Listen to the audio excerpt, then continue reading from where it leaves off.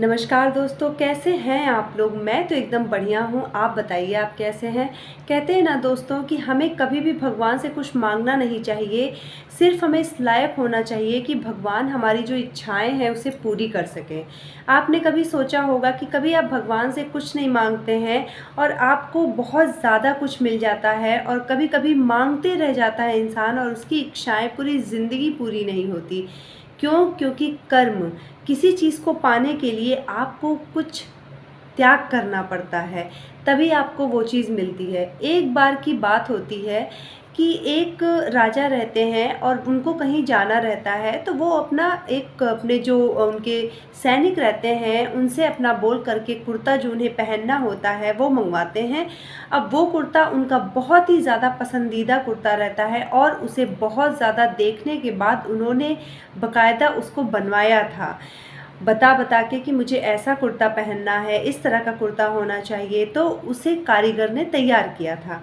अब कुर्ता उनके सामने आता है और वो उसे पहनने जाते हैं, तभी वो देखते हैं कि उस कुर्ते का एक बटन टूटा हुआ है।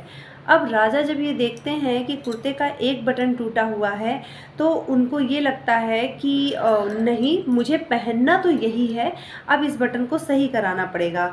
अब बोलते हैं राजा कि इस कुर्ते के बटन को ले जा कर के सही कराओ और मुझे ये 1 घंटे के अंदर चाहिए। अब सैनिक जाते हैं और वहाँ पे एक दर्जी रहता है, उससे बोलते हैं कि देखो, राजा का कुर्ते का एक बटन टूट गया है और जा कर के तुम उसे राजा के सामने ही बैठ कर के उसे सही कर दो। वो कहता है हाँ बिल्कुल, क्योंकि राजा का आदेश रहता है तो उसे कोई टाल नहीं सकता।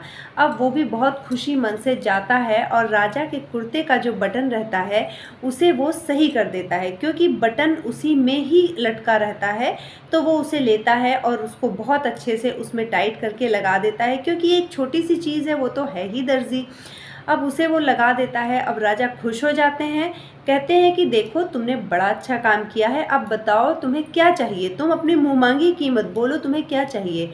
अब वो सोचता है कि 2 रुपए मांग लूँ, फिर कहता है नहीं, राजा बोलेंगे कि ये तो बड़ा लालची है।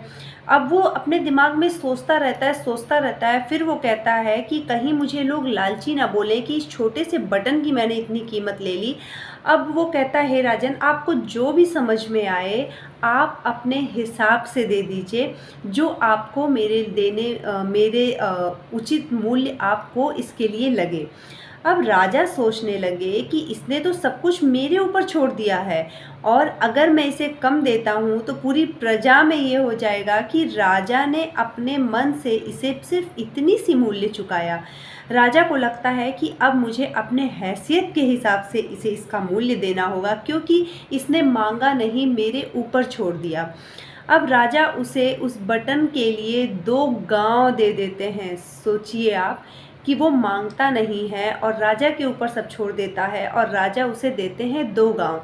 अब जब वो दर्जी ये बातें सुनता है कि उसे 2 गांव सिर्फ एक बटन लगाने के लिए मिलते हैं, तो वो खुश हो जाता है और वो अपने मन ही मन सोचता है कि अच्छा हुआ मैंने मांगा नहीं, क्योंकि अगर मैं मांगता तो शायद मैं सिर्फ 2 रुपए मांग के रह जाता, और आज बिना मांगे मैंने राजा के ऊपर सब कुछ छोड़ दिया, तो राजा ने मुझे 2 गांव दे दिया, जो कि मेरे सोचने से बहुत ज़्यादा अलग है। मैं तो वहाँ तक सोच ही नहीं सकता था।